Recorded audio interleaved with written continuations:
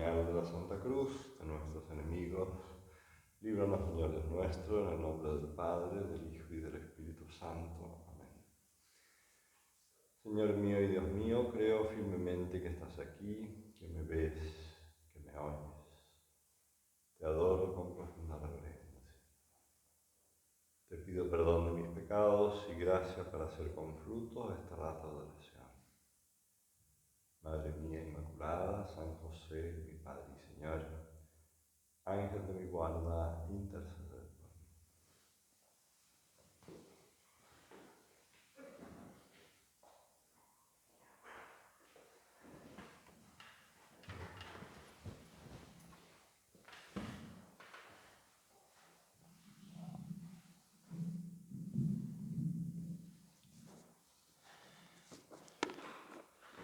Todos los cristianos, por el sacramento del bautismo, hemos recibido eso que se llama el sacerdocio común o el sacerdocio real,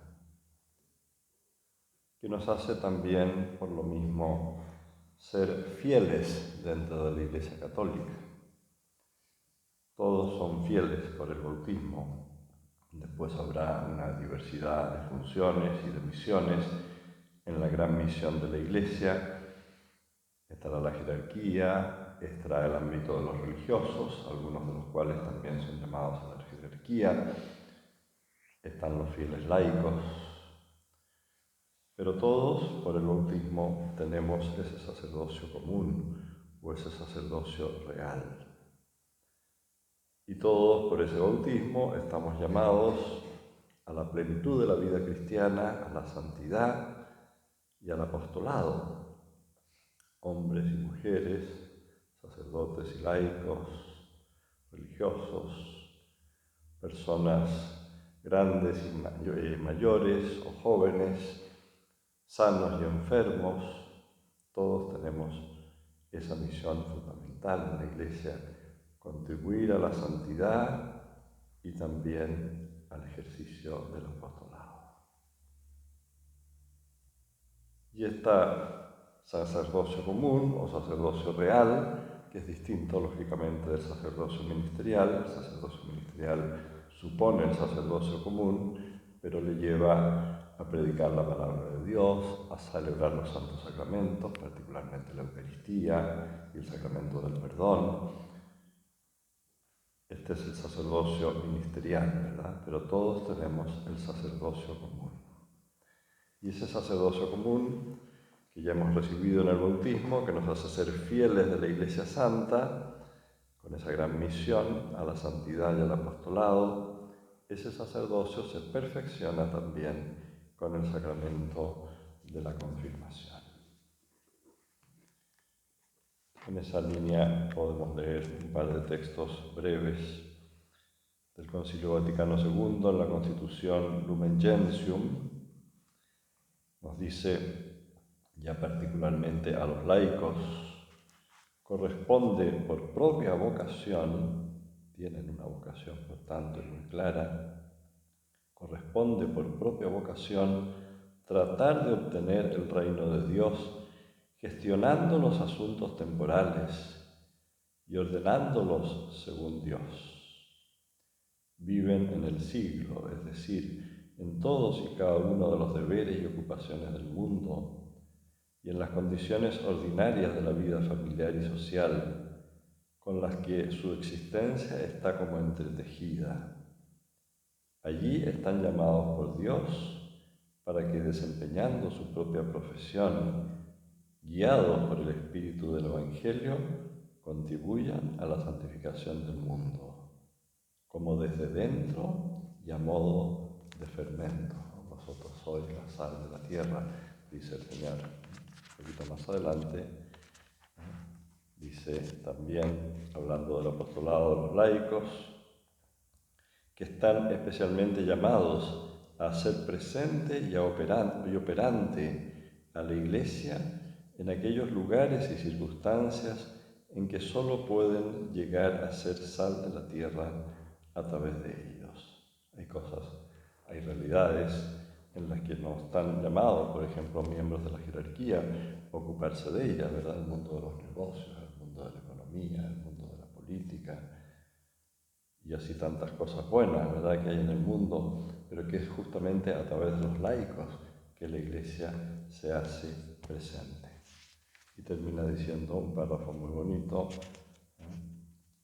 donde dice que lo que es el alma para el cuerpo, eso deben ser los cristianos en el mundo. Lo que el alma realiza en el cuerpo, ¿verdad?, que la organiza, la unifica, la vivifica, le da vigor y fuerza. Lo que el alma hace en nuestro cuerpo, eso deben ser los cristianos, todos los cristianos, en este caso no solo los laicos, todos, cada uno según su estilo, según su impronta, según su vocación, deben ser los cristianos en el mundo.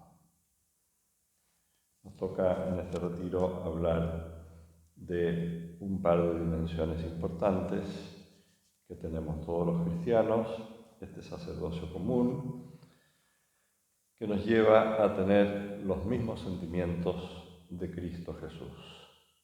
Y también esa dimensión secular que discurre en el mundo, que se santifica en el mundo y que es propia de los laicos. Nuestro fundador, San José María, utilizaba unas palabras que reflejan esta realidad y de las que nos vamos a ocupar en el retiro de hoy. Decía que todos, los seglares, pero también los sacerdotes, teníamos que tener alma verdaderamente sacerdotal. Y todos, también los sacerdotes, una mentalidad laical, que se opone a eso que se llama hoy día a veces clericalismo, ¿verdad? ¿Cómo describir esta alma sacerdotal? Haciendo nuestro ratito de oración con Jesús sacramentado. Hay unas palabras de San Pablo a los filipenses que lo dicen muy bien. Habéis de tener en vosotros los mismos sentimientos que tuvo Cristo Jesús. Los mismos sentimientos.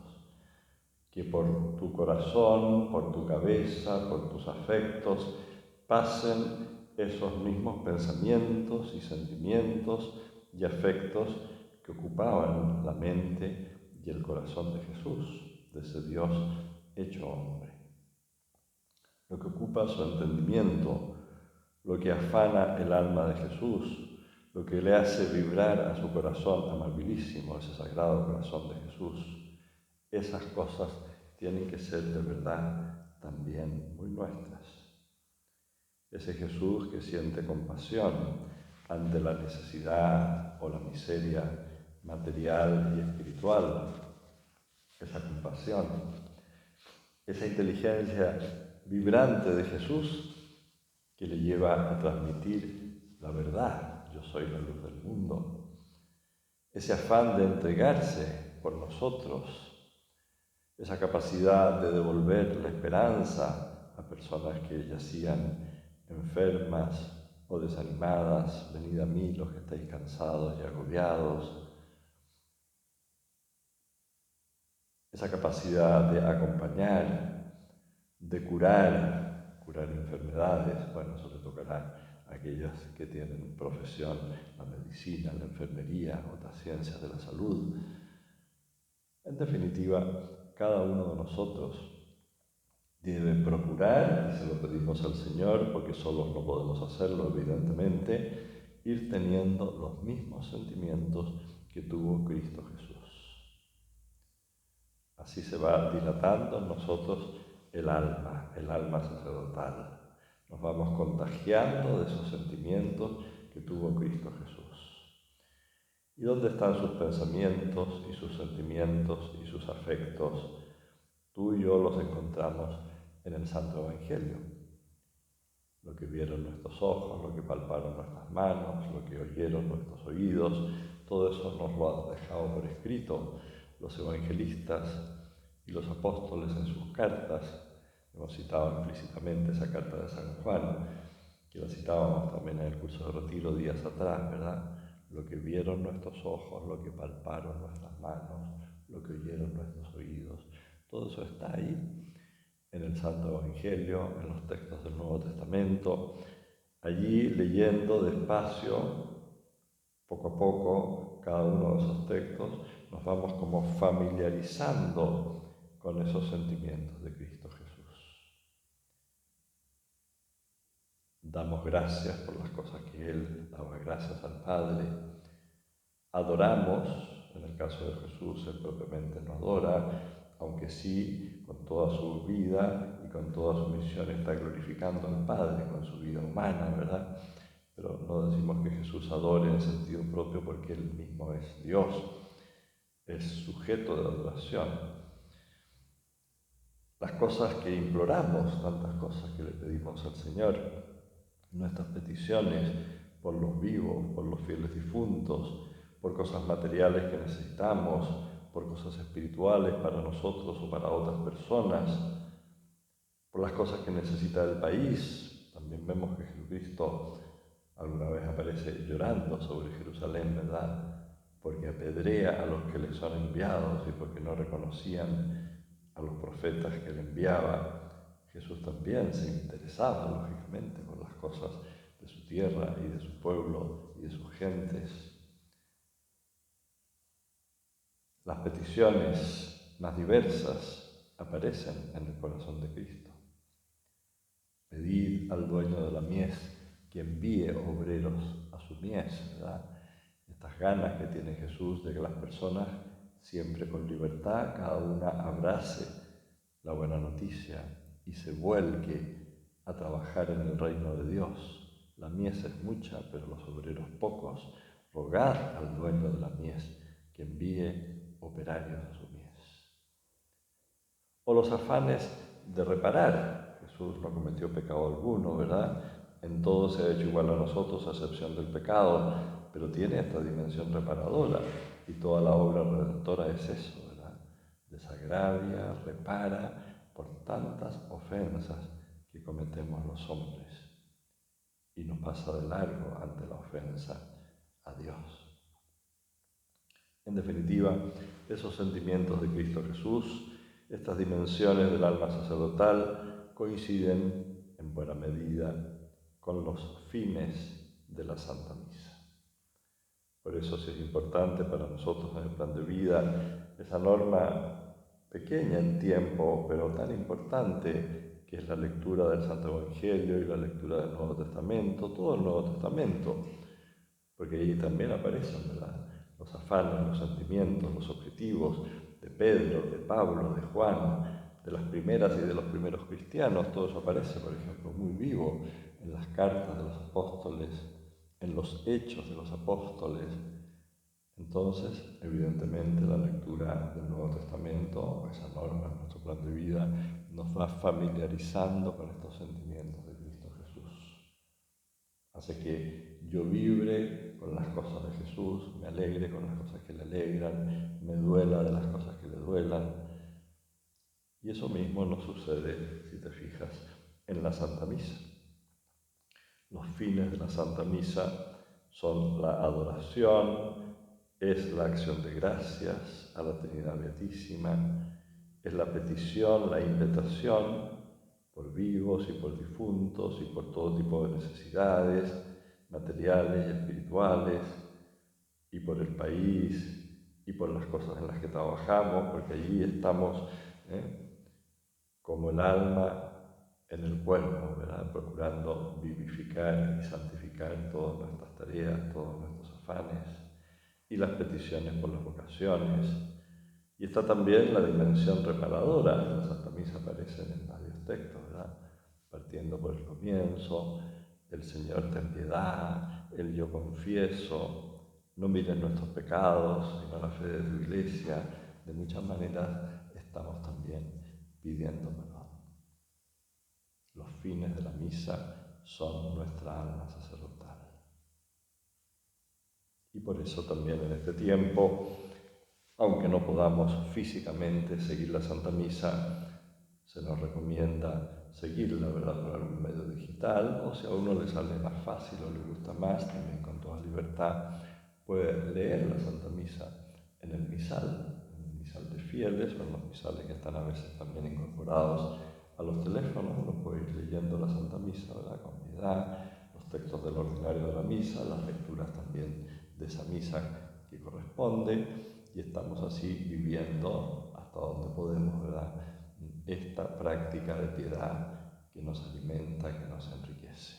Ya se sabe que en algunas partes del país ya, gracias a Dios, se van abriendo las iglesias, van pudiendo asistir de nuevo fieles, aunque en números más o menos acotados todavía, y esperemos que de aquí a pocas semanas también aquí pueda ser lo mismo. Convertir todo nuestro día en una misa. Por Él, con Él y en Él.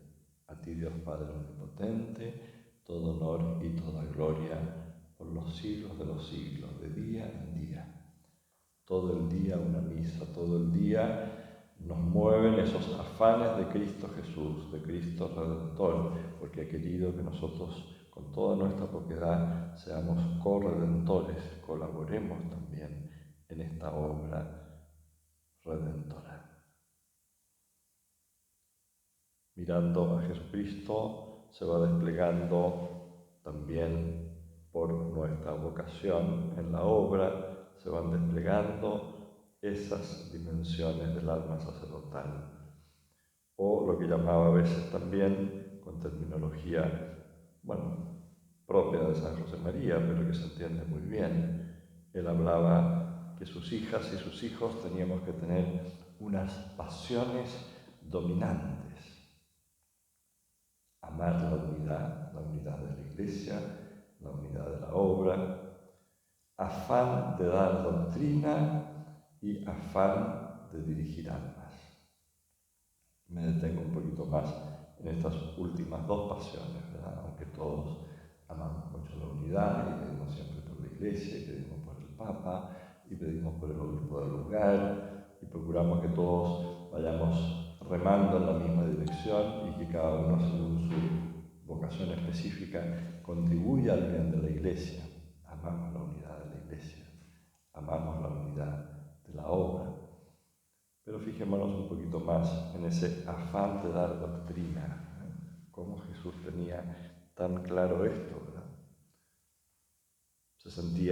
Se compadecía ese corazón humano suyo porque había tantas personas que estaban como ovejas que no tienen pastor, y procuraba dar doctrina salvífica, doctrina que nos conduce a la salvación, que nos llena de paz, que nos llena de contento, que nos llena de alegría.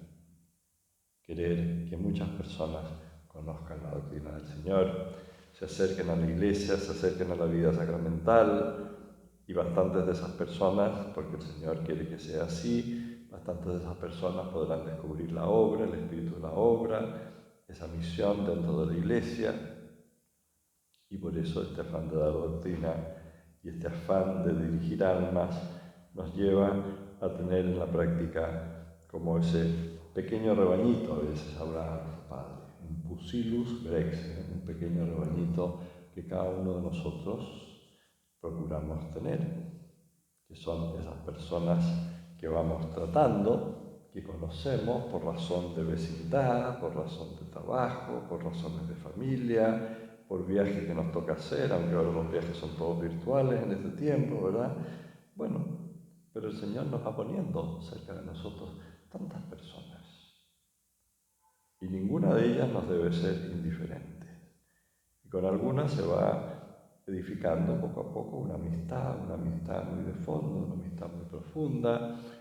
Hemos de apuntar a eso. Tenemos toda esta carta bonita del Padre, ¿verdad?, que nos marca y que podemos leer porque está también en la web, esa carta sobre la amistad.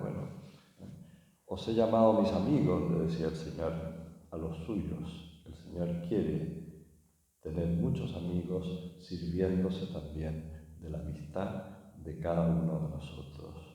Entonces, en este retiro te puedes preguntar, entre otras cosas, esto, ¿verdad? ¿Cómo evoluciona este pequeño rebañito? A lo mejor uno parte con 2, con 3 personas, pero eso va creciendo. El Señor nos dilata el corazón y nos va poniendo personas por distintas razones, por distintos motivos, con la que coincidimos a lo mejor en el supermercado, o en una tienda, o en la calle, o estando cuidando las distancias sociales, pero por distintos motivos vamos conociendo gente. Y no nos deben ser indiferentes, y nos caben en la cabeza, y nos caben en el corazón, cómo evoluciona esa amistad con esas personas. Tengo capacidad de oírlas, de interesarme por ellas, de prestarles pequeños servicios, a veces no tan pequeños. Tengo un plan de llamarlas con alguna frecuencia, algunas las llamaremos más porque hay más intimidad, porque hay a lo mejor una relación laboral también más cercana, pero ojalá, ¿verdad?, que no la dejemos a ninguna de ellas como un poquito marcando ocupado, ¿verdad?, sino que las sepamos llamar, porque agradecen mucho esos tiempos que les sabemos dar, esos tiempos que les sabemos dedicar. Todos estamos como más receptivos a oír, a que nos llamen, ¿verdad?, en este tiempo que estamos más encerrados. Y tratar de esto también en nuestra confidencia, en nuestra dirección espiritual, ¿no? Afán de dirigir almas, afán de dar doctrina, son cosas que tienen que salir naturalmente en nuestra charla, en nuestra confidencia. No nos llamaremos directores espirituales de esas personas, pero de hecho vamos haciendo con ellas a través de esa amistad, de oírlas, de interesarnos por ellas, de llevar sus cosas a nuestra propia oración. Por supuesto que vamos teniendo luces para ayudarlas, para acompañarlas, para aconsejarlas. Entonces este debe ser también un tema importante en nuestra propia dirección espiritual, ¿verdad? ¿Qué es lo que me afana? ¿En qué personas pienso? ¿Cómo voy tratando de ser como instrumento del Espíritu Santo, ayudándolas a que ellas también se encuentren con Dios, se encuentren con la vida cristiana? Algunas de ellas irán aprendiendo los rudimentos, los fundamentos de la vida cristiana, pero es una cosa maravillosa, ¿verdad?, que el Señor nos quiera utilizar como instrumento para que muchas personas descubran la fe. Y confiar nosotros en esa gracia, la gracia que me da la vocación a Opus Dei, la gracia que me da para dilatarme el corazón y la cabeza, para que muchas personas quepan dentro de nosotros y nos interesemos por ellas y las llevemos a Dios y vayamos haciendo ese acompañamiento espiritual verdadero, aunque no lo llamemos con un título especial, ni haga falta, pero cuando se apoyan esas personas en tu consejo, en tu coherencia de vida, en tu vida de piedad y de doctrina sólida, se van apoyando y van teniendo, de hecho, una dirección espiritual. Afán de dirigir almas, hambre de tratar al Maestro, dice nuestro Padre, el celo por las almas, tiene estos signos, ¿verdad? Tiene estos signos. Hambre de tratar al Maestro, preocupación constante por las almas, de esto estamos hablando, perseverancia que nada hace desfallecer. Si somos perseverantes, el Señor nos va dilatando esa amistad, nos va descubriendo personas, nos va poniendo personas. Al que tiene se le dará y abundará, dice el Evangelio. De repente ya no sabemos cómo llegar, pero el Señor nos multiplica el tiempo y nos multiplica las oportunidades. Al que tiene se le dará y abundará. Ver cómo se va dilatando el corazón y agradecerle al Señor que sean más las personas que cuentan con nuestra poquedad para acercarse a Dios, para acercarse a la Iglesia, para acercarse, en definitiva, a la vida cristiana. Entre esas personas también el Padre nos ha hablado de esta prioridad con la gente joven, ¿verdad?, y con los profesionales jóvenes. Y a lo mejor uno no tiene ninguno en ese momento, pero si pedimos, pedid y recibiréis, buscad y hallaréis, y esas mismas personas mayores a veces nos presentarán a un sobrino, a un nieto, a personas más jóvenes. Lo pasamos muy bien haciendo apostolado. Voy terminando este rato de oración, ¿verdad? Lo pasamos muy bien haciendo apostolado, más bien dicho, siendo apóstoles, ¿verdad? Más que hacer apostolado, somos apóstoles, nos dice también el Padre, que que ya nos lo decía nuestro fundador. Nos pasamos muy bien porque estamos como muy desprendidos de nosotros mismos, estamos muy olvidados de nosotros, en la medida en que vamos conociendo personas concretas y les vamos ayudando a llevar también ellas esa vida coherente, esa vida cristiana, que ellos también sepan que son sal de la tierra, que son luz del mundo, que son levadura, que son fermento en los ambientes donde les toca estar. Y les vamos enseñando a llevar la cruz, pero que es la cruz de Cristo, a hacer las cosas por Él, con Él y en Él. De María Santísima, corredentora por excelencia, ¿verdad?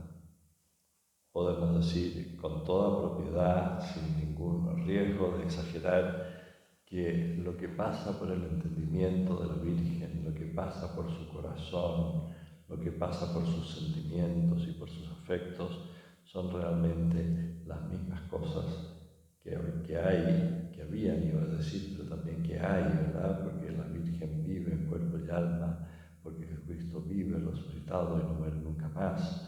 Son las mismas cosas que ocupan el corazón de Jesús. Son verdaderamente un solo corazón, una sola alma. Ella supo tener esta estrecha sintonía con las cosas de su Hijo. Y así ese anciano Simeón, cuando está comenzando la vida de Jesús, ¿verdad? Llevan 40 días de existencia en la tierra, después que ha nacido, sin contar todos los días que tuvo en el seno de su madre. Y aquel anciano le dice: una espada atravesará tu alma. La Virgen entendió que ella iba a tener una misión también de corredimir estrechamente. Ella tenía esta alma verdaderamente sacerdotal. Vibraba con todo lo que hacía vibrar a su Hijo, se alegraba de todo lo que a él le alegra, se dolía intensamente. Dentro de pocos días celebraremos la Virgen de los Dolores, la Madre de Dolores, el próximo 15 de septiembre. Bueno, entonces a ella también le pedimos a que dilate en cada uno de nosotros, en todos los miembros de la obra y en todo el pueblo cristiano, esta alma verdaderamente sacerdotal que se concilia también perfectamente, como se verá también en la otra parte del retiro, con esa mentalidad verdaderamente laical.